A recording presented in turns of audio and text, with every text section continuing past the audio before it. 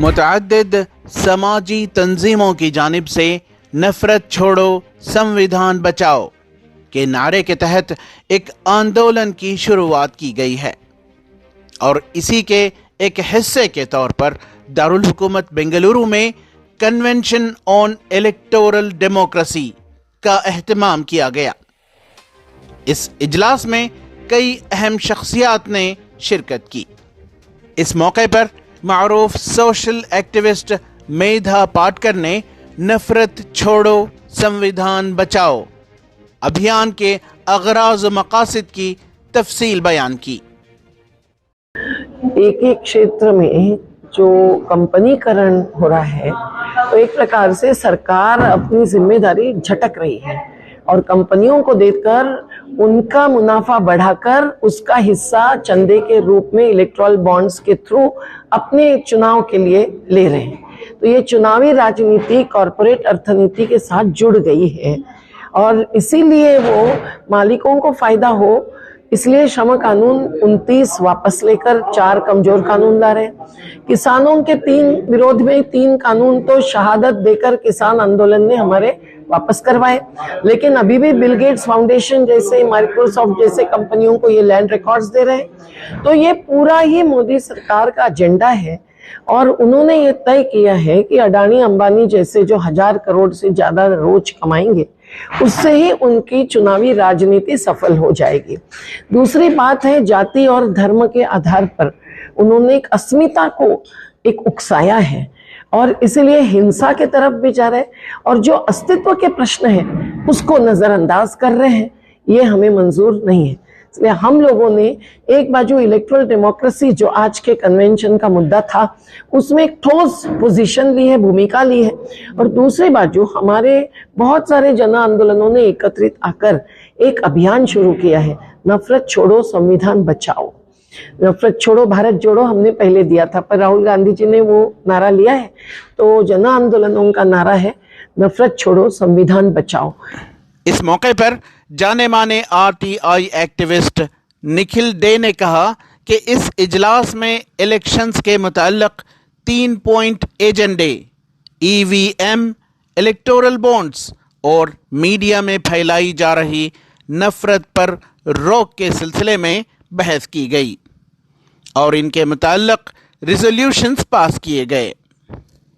तो ईवीएम के पॉइंट को ही यदि हम देखेंगे तो उसका एक बहुत महत्वपूर्ण अंग ये है कि ईवीएम पर सुप्रीम कोर्ट ने भी कह दिया, सब लोगों ने कह दिया कि वास्तव में जनता को विश्वास होना चाहिए। और जनता को विश्वास, हम जरूरी नहीं है कि हम कह रहे हैं कि किसी ने उसको मैनिपुलेट किया, लेकिन यदि मुझे पक्का नहीं लग रहा है कि मैंने जो बटन दबाया वही गिना जा रहा है तो फिर उसका क्या फायदा, क्योंकि वोट साफ दिखना चाहिए। और इसीलिए वो पुराने पेपर बैलेट में दिखता था, मैंने ठप्पा लगाया, मेरा एजेंट वहां खड़ा है, तो गिनती हो रही है, एक सील डब्बे में जा रहा है।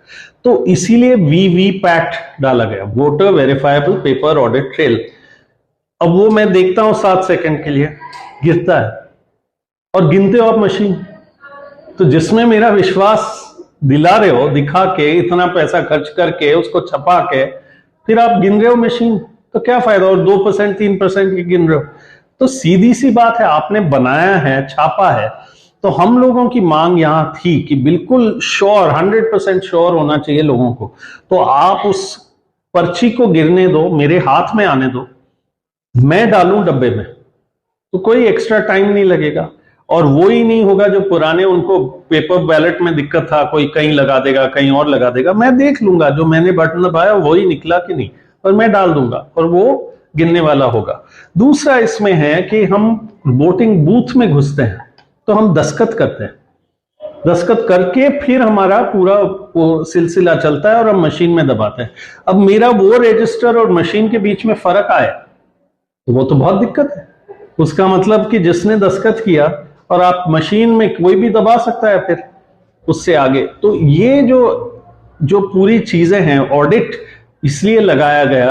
तो हम ऐसे लोग हैं जिन्होंने राजनीतिक दलों को भी लास्ट में बुलाया, लेकिन हमने कहा हम वोटर के रूप में भी ये सवाल उठाना चाहते हैं। ईवीएम का बिल्कुल ऐसा तरीका निकालें जिसमें हर व्यक्ति को पूरा विश्वास हो, बिल्कुल उसको पक्का लगे कि हाँ मेरा वोट जैसे मैंने डाला वैसे निकला, वैसे ही डला गया, वैसा गिना गया, ताकि वो वोट की एक चीज रहे।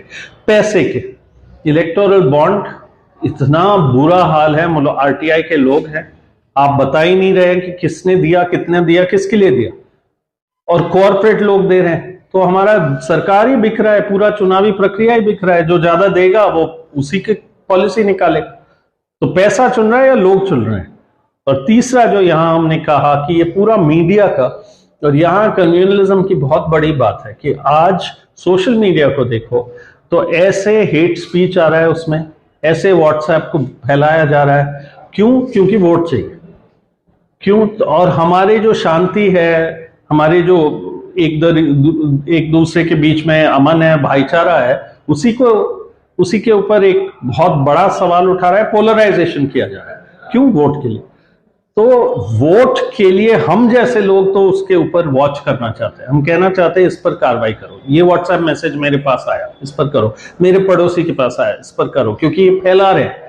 और हम कह रहे हैं उन पर कार्रवाई करो, क्योंकि इसकी वजह से चुनाव बिगड़े, जो बिगड़े, जिंदगी बिगड़ रही। ईटीवी भारत के लिए बेंगलोर से रफीक जब्बार की रिपोर्ट।